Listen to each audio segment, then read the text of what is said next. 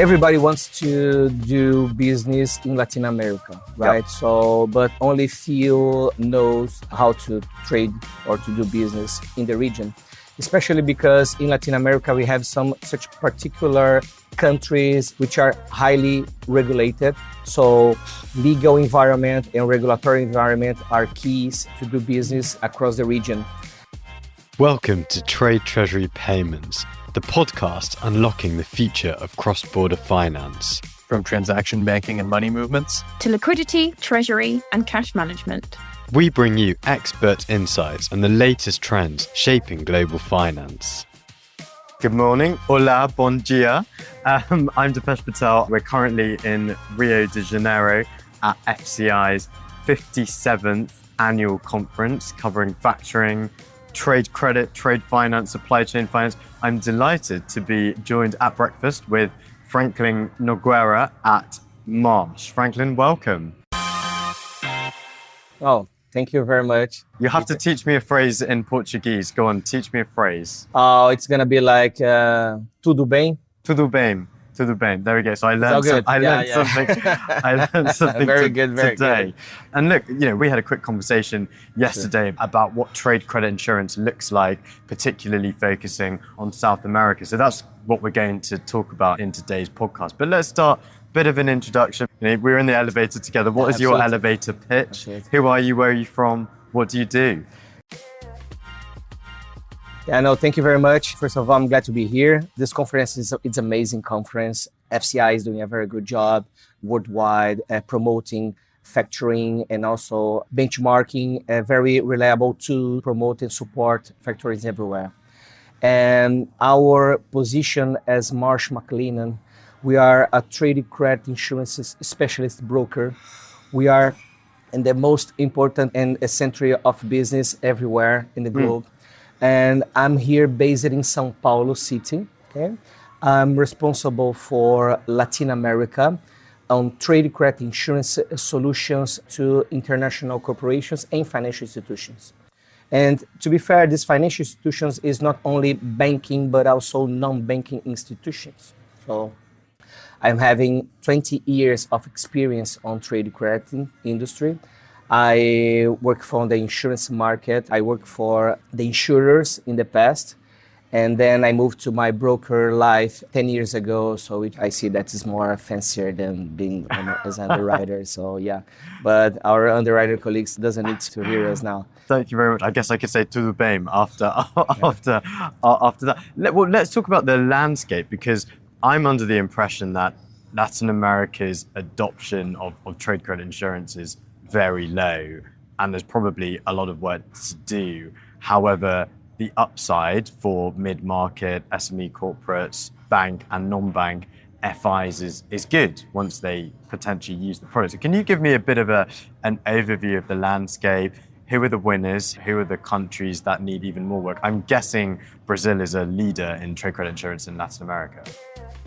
For sure, Brazilian market has a very comprehensive participation on this industry in this region. But to give you some big numbers, we are talking about $500 million in premium annually across the region. Okay, Brazil represents between 50 to 60% of this market. We also talking about 1,600 policies issued locally, and Brazil has a kind of 1,000. Okay? So it's pretty sizable. To be fair, as you already mentioned, credit insurance in Latin America is still under development, so is still working in progress, although the market is being running by brokers and carriers along 20 to 25 years now. The growing is stable, steady in terms of growing the market itself, but we have seen this more substantial new programs from new business, as we call it, during the pandemic or even after that. Interesting. Would you say that the product has got more popular and there's been more awareness of the product since COVID? I read that, pre-COVID, most policies in Brazil, for example, were completely uninsured, and now firms are seeking cover to avoid being caught out by customer defaults. This is because we have seen different sectors and markets being affected differently also by the pandemic. So in a way, the insurance market hasn't seen much losses in that period. However, corporates and also financial institutions were very worried about what's going to happen. So although they have a large and long-standing experience with their customers and etc., they were looking for protecting their balance sheet to avoid any other situation that is going to be out of control. Because as you may know, a pandemic, it was a kind of situation that is normally doesn't often happen. And this was a very new situation for everyone. And to be fair, after the pandemic, we have seen some more not resilient market having some large losses, like in the food industry, especially in the retail sector in Latin America, and others that we can comment afterwards. Thank you very much. I guess given the current geopolitics, macroeconomic impacts, we are seeing a slight increase in the frequency of claims. Where does Latin America sit in terms of perhaps opportunities as a result of US-China tensions, wars, etc.? Everybody wants to do business in Latin America, right? Yep. So, but only few knows how to trade or to do business in the region, especially because in Latin America, we have some such particular countries which are highly regulated. So legal environment and regulatory environment are keys to do business across the region. And due to this most recent, I would say, fluid scenario, which we have facing impacts on new tariff barriers, also general, other countries are facing large inflation for long years, so more than 1-2 years. So over the last few years, a high level of inflation. And particularly on the large markets or large economies like Brazil and Mexico, the basic interest rates is getting even higher compared to the pandemic period. So just to give you some numbers, in Brazil, the central bank just announced that the basic interest rate was raised to 15% per year, 1.5. And with inflation goes around 5% per year. All the numbers are official ones, but we know that the daily economy inflation especially normally is higher than that. So it's a struggle in a way, not only corporates taking credit, but also financial institutions struggle to provide credit to corporates. Super interesting dynamics. I guess you're putting your mark in the sand for the value of trade credit insurance. This is why we need it in the market. Franklin, can you talk about the synergy between factoring and supply chain finance and credit insurance? Are they complementary? Can they work together? Absolutely. Credit insurance, I think it's the only, I would say, business tool that can promote capital boost as well as protecting balance sheet. Yeah.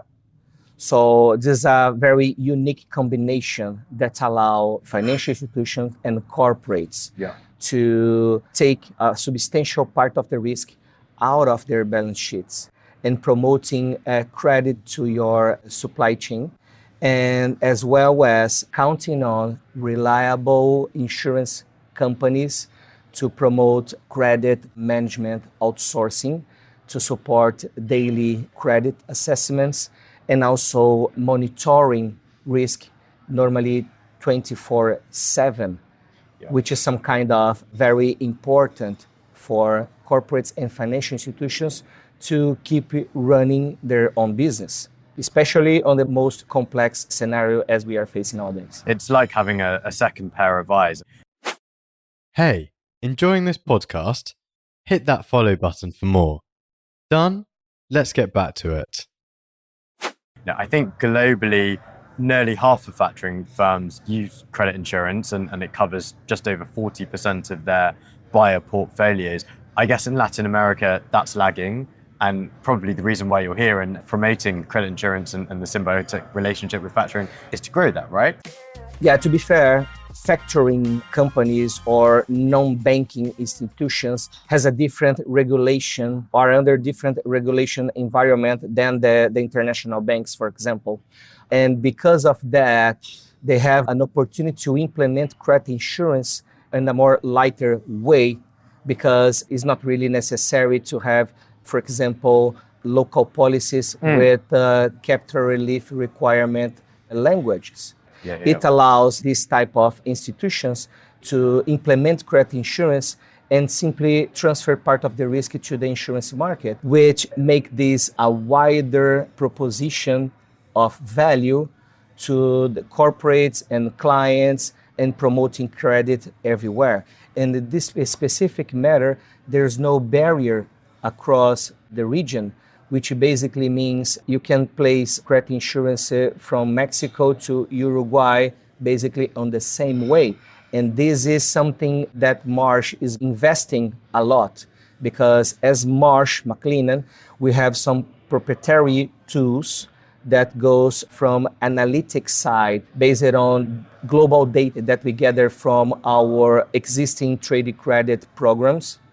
And we can combine this data in a way to understand how exactly in a specific sector, in a specific region, in a specific industry, how is the best solution for each of them, and which price range with a certain accurate information about the acceptance rate or the risk appetite from the insurers in each of these sectors.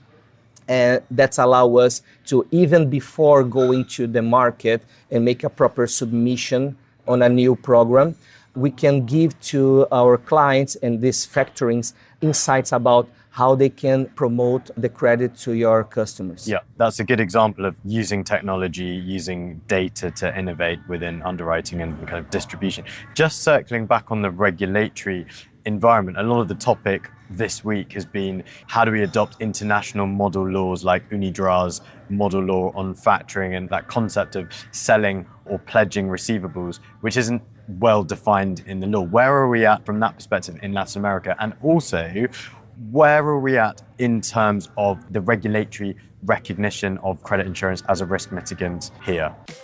Now, it's an important point. On a regulatory basis, factoring as a whole, or import factor or export factor, can be, depending on the transactions displaced, the insurance policy should be also issued. This is because normally offshore solutions may have some tax consequence, but going to the local regulatory environment on financial institutions or non-banking institutions, for example, taking Brazil, because of it's a larger market in the region, factoring business are not really regulated by the Brazilian central bank. So they are not following the same rules as the banks in Brazil, which again allow them to get some lighter insurance program to be implemented in their business and allow them to make these faster solutions to be implemented when they have transactions to be booked very quickly or in a couple of days.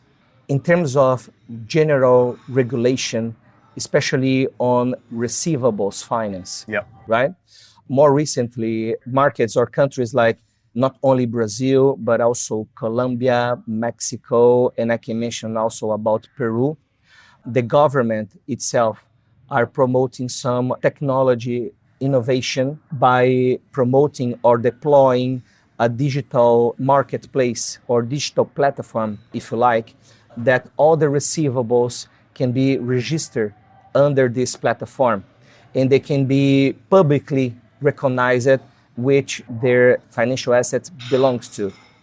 And it allows financial institutions like factoring to see that receivables as an opportunity to buy or purchase them and finance the value chain. Hopefully reducing the risk, the fraud risk. Exactly. For example, again, in Colombia, the platform, it's called Radian.